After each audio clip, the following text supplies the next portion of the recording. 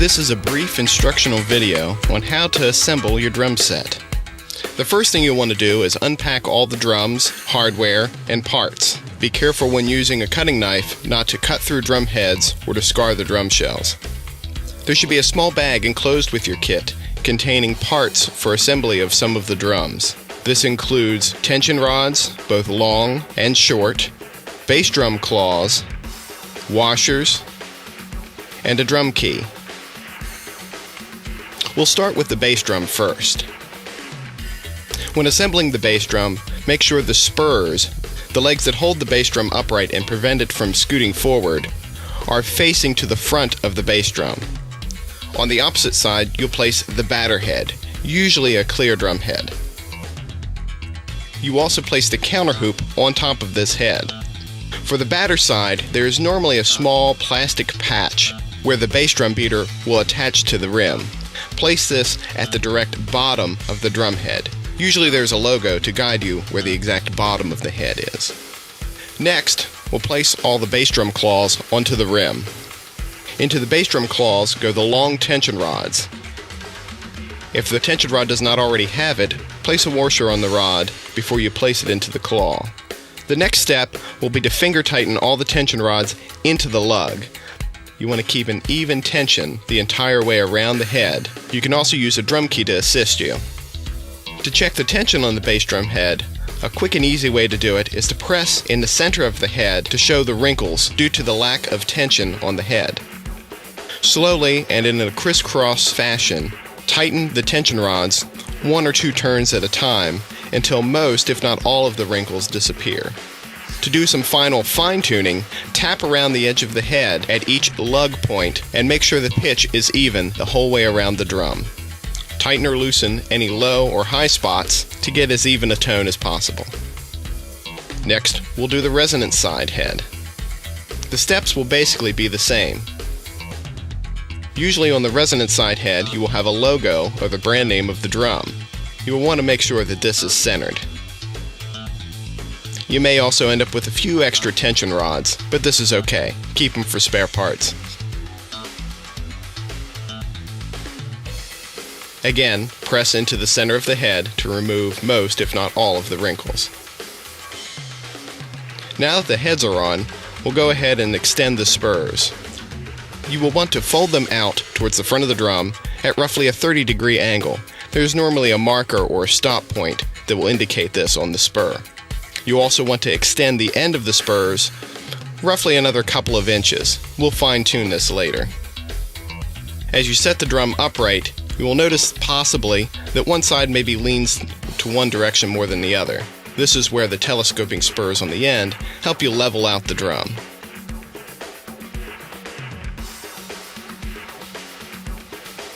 You also want to make sure that the front of the bass drum hoop is only roughly 1 inch to 1.5 inches off of the floor. We'll move on to the other drums.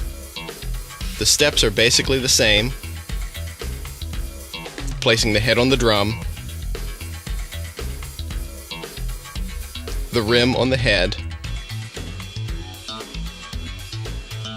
finger tightening the tension rods,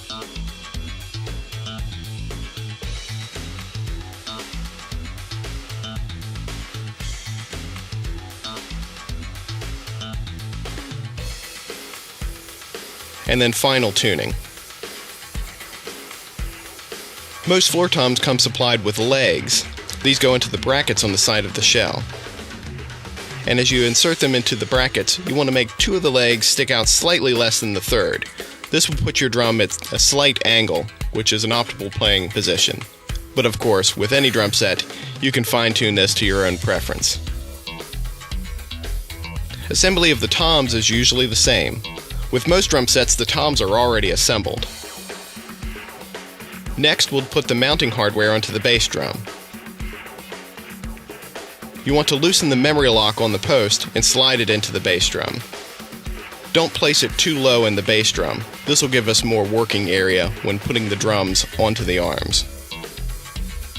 Next, we'll move the tom mounting arms into roughly a 45-degree angle from center.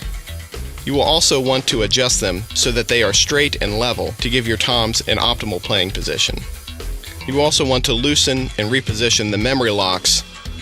As you slide the toms onto the arm, rotate them inward so that they're as close together as possible without touching.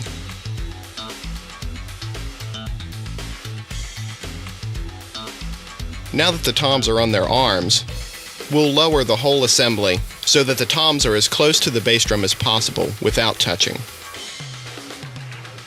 Once everything is set, you can reposition and tighten the memory locks. Next, we'll move on to the snare drum.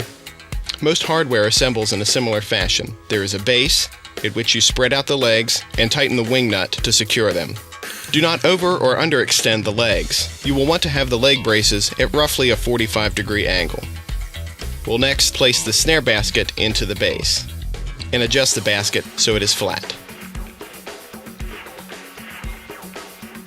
You also want to tighten the snare basket so that it grabs the snare drum firmly. This is usually done by a knob or wing nut on the bottom of the basket. You can also adjust the angle of the snare drum here so it either is flat or tilts towards you slightly.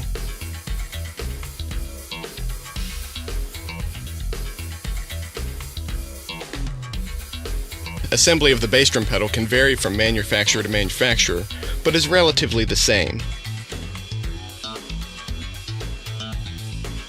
Once the pedal is assembled, it can be attached to the bass drum. Normally there is a clamp on the bottom that is either tightened with a drum key or a wing nut. Assembly of the cymbal stands is similar to the snare stand. You want to extend the base so that the legs are roughly a 45-degree angle and insert the upper tube assemblies. This stand is what is called a boom stand. It has an arm that reaches outward to get over top of drums and other cymbals and put your cymbal into a better playing position. For most right-handed setups, the crash cymbal will go on your left, just behind the snare drum, and the ride cymbal will go on your right, just behind the floor tom. Next, we'll tackle the hi-hat. The pedal assembly will need to be attached to its base. Sometimes from packing, the wires that hold the pedal plate into the mounting bracket are compressed. You may need to bend them outward so that they make contact with the base. We'll extend the legs just as we did on the cymbal stand. On most hi-hats, just above the pedal, there is a large black knob. This is the spring tension assembly. Normally you want to set it at a medium tension. Next we'll insert the hi-hat pull rod. This screws into a small receiver in the middle of the hi-hat stand. Then we'll slide the upper tube into the base. The hi-hat is placed just to the left of the snare stand. To put our cymbals on, first we'll put the bottom cymbal onto the hi-hat stand. The hi-hat clutch is what holds the top cymbal. You will want to remove the bottom nut and washer. The top hi-hat cymbal is placed between the two washers. Screw down the bottom nut tight enough to hold the cymbal on, but not so tight that the cymbal cannot move. Next we'll place the cymbal on the hi-hat stand, depress the pedal slightly, and then tighten the hi-hat clutch. This will put the top cymbal roughly an inch higher than the bottom cymbal. Next we'll attach the ride cymbal. This will go between the two washers as well. Tighten down the wing nut until it is firm, but still lets the cymbal move freely. We'll do the same thing for the crash cymbal. The last step is to assemble the drum throne. Assembly of the base is similar to our cymbal stands before. The height of the throne should allow you to sit on it at a comfortable height in which your upper thighs are parallel to the floor. And now that your kit is assembled, you can fine-tune the positions of everything to suit most any player's needs and playing style. And now you're ready to go make some noise.